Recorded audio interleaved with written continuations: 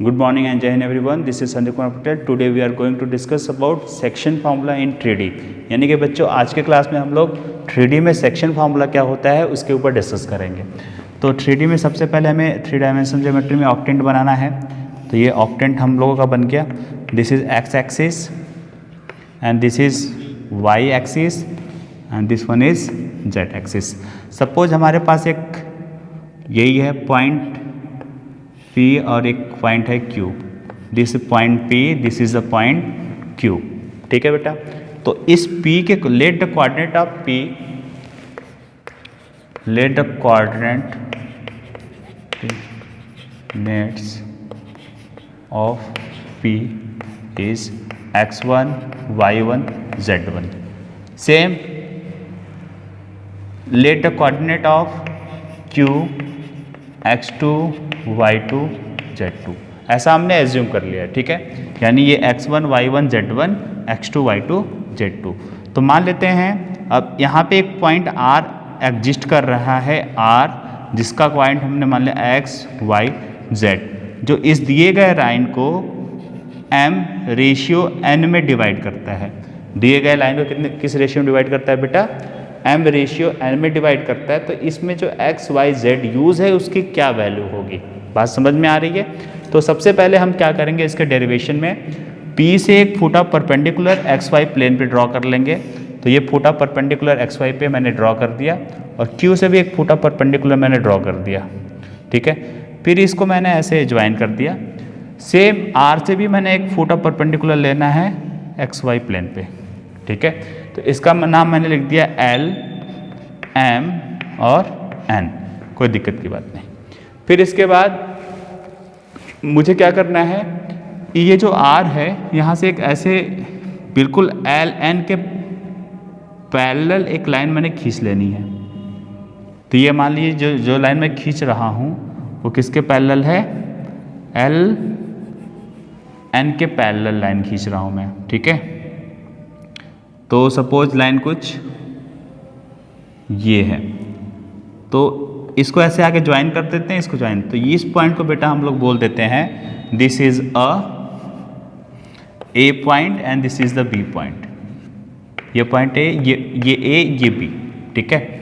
तो यहाँ पे आपको दो ट्रायंगल दिख रहे होंगे बेटा, इस फिगर में दो ट्रायंगल दिख रहे होंगे। Here triangle APR and triangle QBR are similar triangle। यानी ये जो दोनों जो ट्रायंगल है वो सिमिलर ट्रायंगल है। तो सिमिलर ट्रायंगल की प्रॉपर्टी होती है कि उनके साइड का रेशियो, करिस्पॉन्डिंग साइड का रेशियो ऑलवेज क्या होता है बेटा? इक्वल होता है। तो यहाँ पे भी सेम कंडीशन लेना है, ये वाला ले लेते हैं, ये वाला ले लेते हैं। यानी कह सकते हैं हम लोग कि m डिवाइड बाई n, ये साइड ले लिया, ये क्या ले लिया मैंने? साइड ले लिया। तो उसी जैसे ये साइड लिया है, इस साइड का जो रेशियो इक्वल होगा तो इस साइड के रेशियो के इक्वल होगा। तो मैं लिख सकता हूँ AP divided by is equal to AP divided by QB। कोई दिक्कत की बात नहीं है। अब मैं क्या लिख सकता हूँ? m divided by n is equal to AP को बेटा ध्यान से समझिए क्या लिख सकता हूँ। इस AP को लिख सकता हूँ AL माइनस PL। क्या लिख सकता हूँ? AL माइनस PL, ठीक है। AP को मैंने कुछ ऐसे लिख दिया। अब QB को मैं भी सेम लिखूंगा। इस QB, इस छोटे से डिस्टेंस को लिख सकता हूँ QN माइनस BN। तो लिख सकता हूँ बेटा इसको QN माइनस BN, ठीक है बेटा। अब यहाँ पे एक बात ध्यान से समझिए, ये लाइन इस प्रकार से खींची गई है। ये जो AB है उसमें AL is equal to RM और RM is equal to QN है फ्रॉम फिगर। ये बात हमेशा याद रखना है आपको कि ये जो AL है, AL is equal to RM, RM is equal to QN, ये है बेटा, ऐसा कुछ है, ठीक है। तो अब हम यहाँ पे लिख सकते हैं बेटा AL का मतलब क्या, AL का मतलब आर्यम, तो आर्यम लिख लिया जाए भाई, आर्यम, ठीक है। PL का मतलब क्या बेटा, P और L का मतलब समझना है। तो P का क्वाड्रेंट तो हमको पता है, the quadrant of P is, इसका क्वाड्रेंट क्या बताया था मैंने, x1 y1 z1, ठीक है। अच्छा, ये जब foot of perpendicular XY plane पे जाएगा बेटा, ये L मेरा अगर फुट ऑफ परपेंडिकुलर है P पॉइंट का ऑन XY प्लेन, तो केवल XY का क्वाड्रेंट होगा, Z वाला 0 होगा, यानी इसका क्वाड्रेंट क्या होगा, x1 y1 0, ठीक है। N भी मेरा फुट ऑफ परपेंडिकुलर है B किस पॉइंट का, Q पॉइंट का, जब ये फुट ऑफ परपेंडिकुलर है तो सेम Z वाला कंपोनेंट 0 होगा, तो x2 y2 और 0। M भी मेरा फुट ऑफ परपेंडिकुलर है, तो इसको ध्यान से समझिए, x y z का है, ये x होगा, y होगा, 0 होगा। यहाँ तक बातें क्लियर है। तो जब ये बातें क्लियर है बेटा, तो आर्यम तो मैंने लिख दिया AL की जगह, और PL की जगह क्या लिख सकता हूँ, PL। ये भी पॉइंट पता है, ये भी पॉइंट पता है, क्या बीच का मैं शॉर्टेज डिस्टेंस लगा सकता हूँ फार्मूला, जो बीच का मैं शॉर्टेज डिस्टेंस लगाऊंगा बेटा, तो x1 minus x1 cancel, y1 minus y1 cancel, यानी यहाँ पे केवल Z1 आना है बेटा, क्या आना है, Z1, तो लिख दिया गया है Z1 डिवाइडेड बाई QN की बात कर लेते हैं। ये आपका Q है, ये आपका N है, ठीक है। तो QN तो निकाल ही सकते हैं आप, कैसे निकलेगा QN बेटा, ध्यान से देखो, Q का पॉइंट हमको पता है x2 y2 z2, N का पॉइंट पता है x2 y2 0, तो इसके बीच का जो डिस्टेंस होगा x2 minus x2 0, y2 minus y2 0, z2 minus 0 यानी z2 आएगा, कितना आएगा बेटा, z2, ठीक है, माइनस। अब ध्यान देना है Bn का मतलब, ये जो बेटा Bn है वो किसके इक्वल बताया मैंने,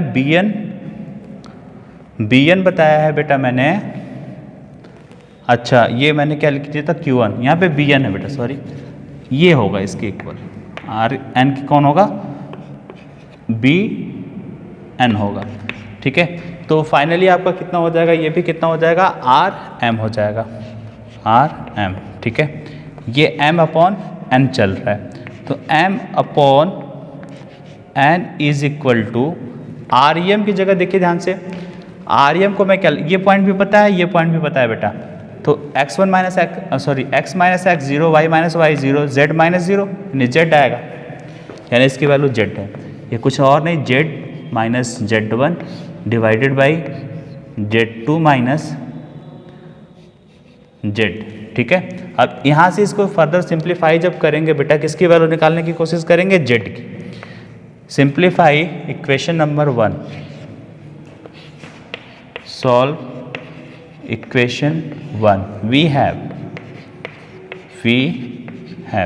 तो यहाँ पे जब इसको सॉल्व करेंगे बेटा, तो इस जो z की वैल्यू होती है वो आएगी आपकी z is equal to M z2 plus n z1 divided by m plus n। Similarly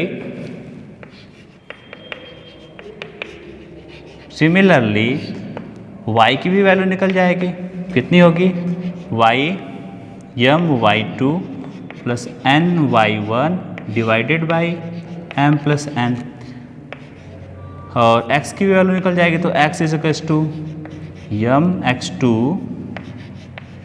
plus n x1 divided by हो जाएगा आपका m प्लस n। तो these are the value of x y z in 3D, यानी this is the formula, section formula in 3D। बात समझ में आ रही है, यानी मुझे m और n की वैल्यू पता है और p और q का क्वाड्रेंट पता है, तो इस बीच में जो r लाइज कर रहा होगा उसका क्वाड्रेंट हम लोग लिख लेंगे। यहाँ तक कोई दिक्कत किसी को? तो ये बेटा जो केस बताया था, when r divide P Q internally, यानी ये कौन सा केस था, पहला फार्मूला क्या बताया था, when r divide P Q internally in m ratio n, इस केस में हमने ये फार्मूला प्रूव कर लिया, ठीक है। अब इसका सेकेंड यानी जब ये R मेरा कहीं इस PQ के बाहर कहीं होगा तो उस केस में सेक्शन फार्मूला क्या होगा, सिमिलरली वो भी हम लोग लिख सकते हैं। ध्यान से समझ लीजिए।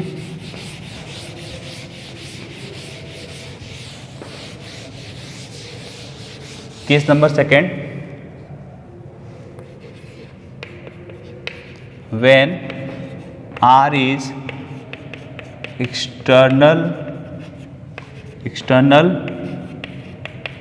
पॉइंट, जब R मेरा एक्सटर्नल पॉइंट होगा और M रेशियो N में सेम डिवाइड कर रहा होगा, उस केस में बेटा यही x y z होता है, बस बीच का जो सिंबल होता है वो नेगेटिव हो जाता है।